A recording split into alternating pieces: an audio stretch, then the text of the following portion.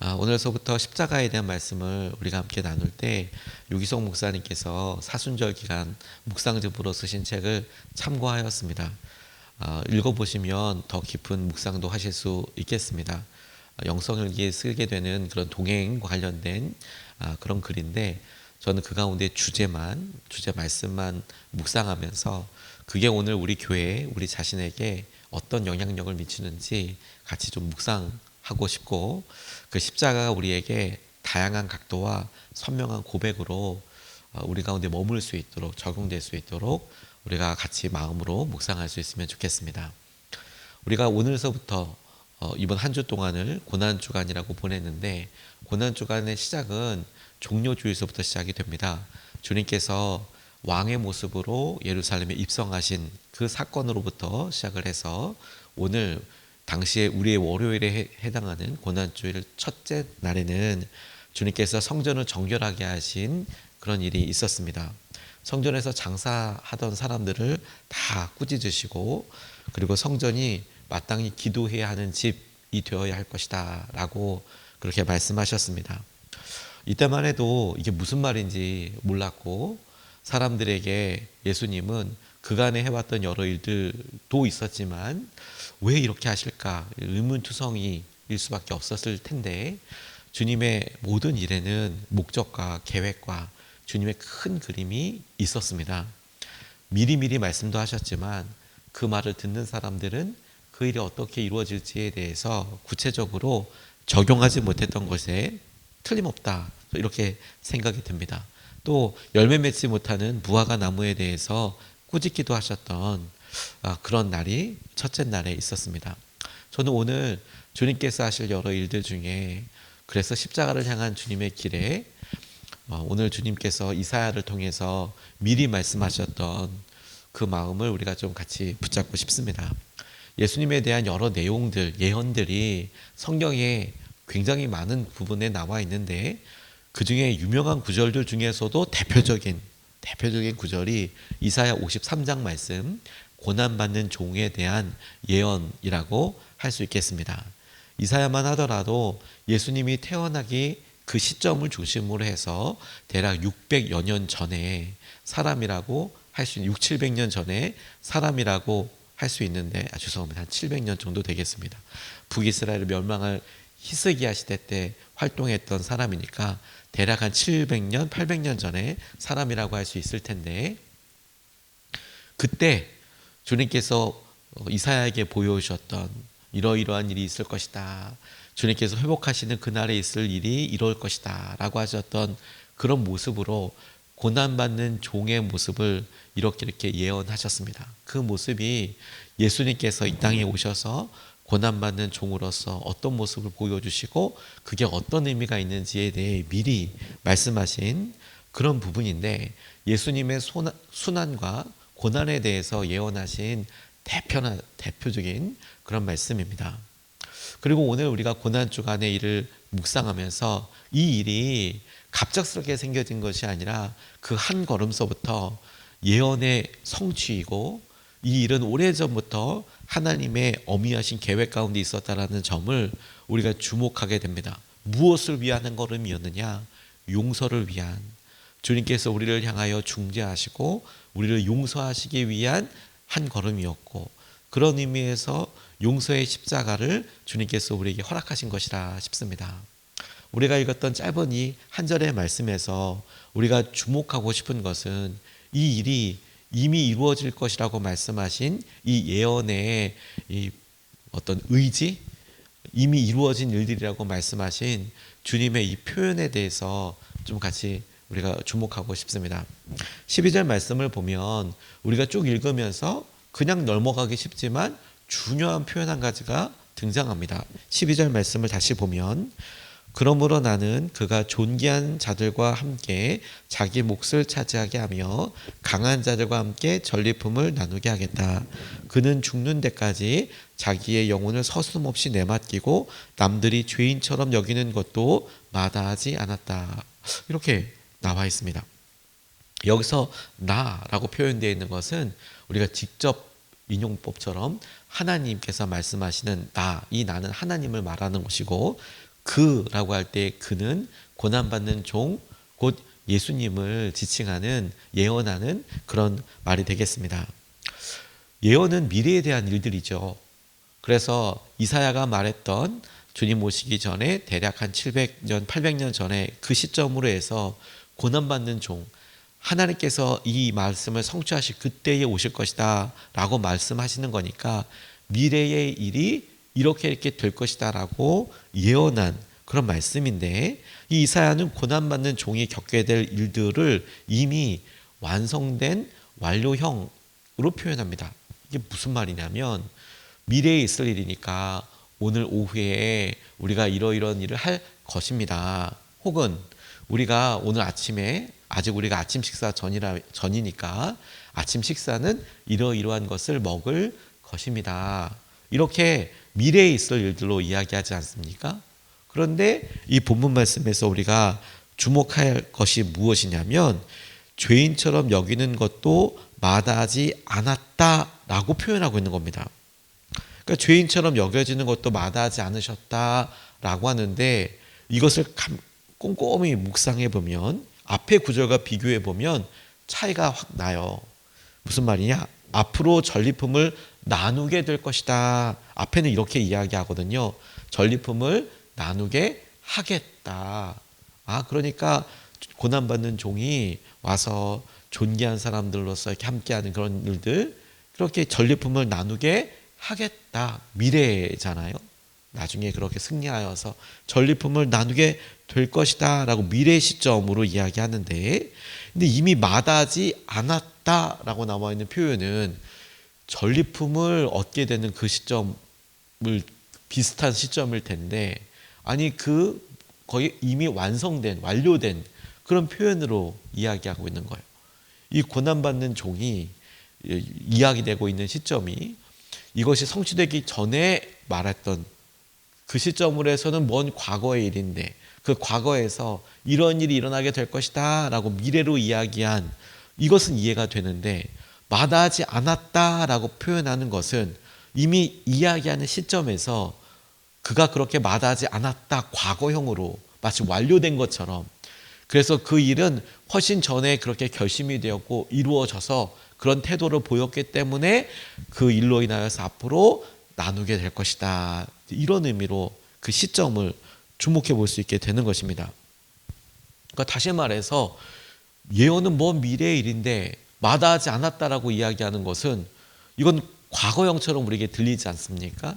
이건 외국어에, 그러니까 영어나 혹은 우리가 읽고 있는 이 그리스어, 헬라어에 나오는 이런 대표적인 표현인데, 그 시점을 중심으로 해서 이미 완료된 것으로, 이미 그 일이 성취된 것으로 그렇게 의지를 가지고 표현하고 있는 점이 특별하다는 거예요. 그러니까 이 말을 이렇게 해석이 될 수 있죠. 이것을 특별한 표현으로 예언적 완료라고 이야기하는데, 하나님께서 우리에게 구원 계획을 이루실 때 이 일이 반드시 성취될 것을 확증하는 표현으로 이건 이미 이루어진 일이다라는 의미를 우리에게 주신다라고 싶어요. 이게 히브리어에도 등장하는 독특한 시제 중에 하나입니다. 미래에 일어날 일임에도 불구하고 하나님의 약속이 너무나 확실하기 때문에 이미 일어난 사건처럼 이야기하는 거예요. 이미 일어난 사건처럼. 그래서 완료형 동사를 사용해 버립니다. 먼 미래에 일어날 일이지만 그 일은 하나님께서 분명히 이루실 것이 너무 확실하기 때문에 그 일을 완료된 형사, 이미 과거형으로 이야기해 버려요. 예수님께서 이 땅에 오실 것이고 때가 차서 주님이 오실 텐데, 그 오실 때 주님의 의도가 너무 명확하고 분명히 이루실 일이기에 그 주님은 아직 이러이러한 일처럼 누가 어떻게 태어나지도 못할 것이고, 심지어 아직 이런 여러 일들 가운데 요셉, 마리아, 그 부모의 역할을 했던 사람들보다도 조상의 이런 일들이 차례대로 다 있을 텐데, 그런 일이 다 이루어지지도 않은 때에 그때가 되면 이런 일이 반드시 일어날 것이다 라고 이 과거형으로 이렇게 이야기하고 계세요. 이사야를 통해서 일어나게 될 일들, 그 일에 대해서 하나님의 확신이 얼마나 놀라운지에 대해서 우리가 확인할 수 있는 부분이라고 싶어요. 이미 하나님은 그렇게 작정하고 계신 거예요. 예수님은 그 고난을 앞에 보고 그 일을 마다하지 않기로 이미 작정하시고 이미 그런 계획 가운데 우리 가운데 오신 것이죠. 그 마음이 고난 주간의 첫날을 이렇게 내디디면서 주님께서 성전을 정결하게 하시고 사람들에게 이렇게 말할 때 사람들은 주님 갑자기 왜 이러셔? 왜 이런 행동을 하셔? 나는 잘 모르겠다라고 사람들은 모를 수 있지만 주님의 그런 확실한 의미와 태도는 이미 이사야 그 시점보다도 훨씬 전에 주님께서 우리들을 용서하기 위하여 이 모든 일을 이루시기 위한 하나님께서 우리 여러 사람들과 함께 남들이 죄인처럼 여기는 것도 이미 마다하지 않기로 하신 그 일에 대한 성취로 방향으로 나아가고 있는 것이죠. 이게 우리에게 주시는 큰 의미가 있다고 싶어요. 왜? 예수님께서 이 땅에 오시기 전부터 그분이 하신 일들을 이루시기로 하신 거잖아요. 그런데 여러분, 이 일은 동시에 우리에게 우리의 구원에 대해서 이해할 때에도 똑같은 도전을 줘요. 제가 주님께서 이사야의 고난받는 종에 나오는 예수님의 그 모습이 절대로 자기에게 주어진 죄인과 함께 여겨지는 일들 마다하지 않으셨다. 그 전에 이미 이런 것처럼 우리에게도 이렇게 말씀하고 계시거든요. 로마서 8장 30절 말씀을 보면 그리하여 하나님께서는 이미 정하신 사람들을 부르시고 또한 부르신 사람들을 의롭게 하시고 의롭게 하신 사람들 또한 영화롭게 하셨습니다. 이걸 똑같이 예언적 완료라는 주님께서 이 일을 이루시겠다라는 약속을 딱 그런 관점에서 이 말씀을 다시 적용해 보면 너무 놀라운 게 뭐냐면 하나님께서는 이미 정하신 사람들을 부르시고 우리를 부르신 사람들을 의롭게 하시고 이미 그리고 의롭게 하시는 사람들을 또한 영화롭게 하셨습니다. 이렇게 이야기하는데 하셨습니다 라고 이야기하신 부분들은 이미 그렇게 하셨습니다라고 이야기하는 걸 보면 그 일이 이루어지기 훨씬 전에 하나님께서 그 일을 하셨다라는 거거든요. 영화롭게 하셨다는 표현은 뭐냐면 주님께서 우리를 주님을 닮도록 우리가 주님을 만나서 주님을 닮아가고자 하는 과정을 성화라고 이야기하는데 그 성화의 완성이 뭐냐면 주님을 닮아가려고 우리 성품이 변하고 행동이 변하고 우리 마음이 변하는 과정들을 그렇게 통과하면 나중에 주님께서 우리와 함께 되는 그런 우리가 하나님 나라에 가서나 우리가 영화롭게 돼요. 주님을 완전히 닮게 돼요. 그러니까 우리 가운데 성화가 이루어진 아주 나중에 완성된 모습이거든요. 근데 주님이 로마서에 이미 뭐라고 얘기하셨냐면 의롭게 하신 사람들, 주님이 주님의 뜻대로 불러주신 우리들을 이미 영화롭게 하셨대요. 이미 우리를 구원하셨대요. 구원은 이미 우리가 믿음으로 받았지만 주님께서 다시 오실 날 우리 가운데 이루어지게 될 실제이잖아요. 근데 주님은 그렇게 하셨대요. 이미 미래의 일인데 그렇게 하셨다라고 이야기를 하는 거예요. 이 완료적인 이 예언적 완료가 우리에게 큰 의미가 있는 것은 하나님께서 고난의 종을 통하여 이루신 일을 실제 예수님께서 오셨을 때 보여주시는 이 일이 성취된 이런 일을 통하여서 그 고난의 십자가를 통해 용서의 십자가를 통해 우리에게 약속한 일도 그렇게 하시고야 말겠다는 주님의 다짐과 약속을 보여주는 것이죠. 십자가는 우리에게 이런 놀라운 믿음을 새롭게 뜨는 첫 번째 발자국이 됩니다. 그런 의미로 주님께서 하신 일도 우리에게 주목하게 돼요. 고난받는 종 이사야가 보았던 이 예언에 주님께서 죄인처럼 여겨지는 것도 마다하지 않았다라고 이야기하시면서 이렇게 말씀하세요. 12절 하반절에 보면 그는 많은 사람의 죄를 대신 짊어졌고 역시 완료형으로 나와버리죠. 짊어졌고 죄 지은 사람들을 살리려고 중재에 나선 것이다. 주님께서 그렇게 다른 사람들에게 죄인처럼 여겨지는 것을 마다하지 않으셨는데 그 고난받는 종은 그와 같은 한 일이 왜 그렇게 했느냐. 많은 사람의 죄를 대신 짊어졌던 것이고 그리고 죄 지은 사람들을 살리려고 했던 것이고 중재하려고 나선 것이다. 이렇게 그 이유에 대해서 설명하고 있는 것입니다. 주님은 우리의 죄를 대신 짊어주셨고 죄 지은 사람들을 살리려고 나서셨습니다. 주님은 우리 모두를 살리시려고 중재하신 것입니다. 우리 모두를. 이것을 우리를 위해서 용서의 십자가를 지신 것이다 라고 이렇게 이해할 수도 있겠습니다. 주님께서는 자신을 십자가에 못 박은 사람들조차도 용서하셨습니다. 저들이 하는 일을 저들은 모릅니다. 저들을 용서하여 주십시오라고 십자가에서 그렇게 용서하셨지요. 그들의 죄를 위해서도 용서하시기 위해 십자가를 지셨던 것입니다. 용서하셨다라는 것을. 근데 여러분, 우리는 이 마음에 대해 주님께서 하신 이 용서에 대해서 이런 부분을 묵상하고 싶습니다. 우리는 보통 용서라고 하면 우리 스스로에게 적용할 때 절대로 용서하지 않겠다, 이걸 의지적 결단을 의미한다기보다 우리가 용서의 어떤 부당함을 받아들여지지 않겠다라는 의미로 좀 많이 우리 개인적으로 적용할 때는 그렇게 용서를 생각해요. 무슨 말이냐면, 감정 조절이 난 안 된다. 이미 용서를 하려고 하는데 나는 그 사람이 용서 안 된다. 내 감정이, 내 마음이 사실 충분히 공감되는 부분이죠.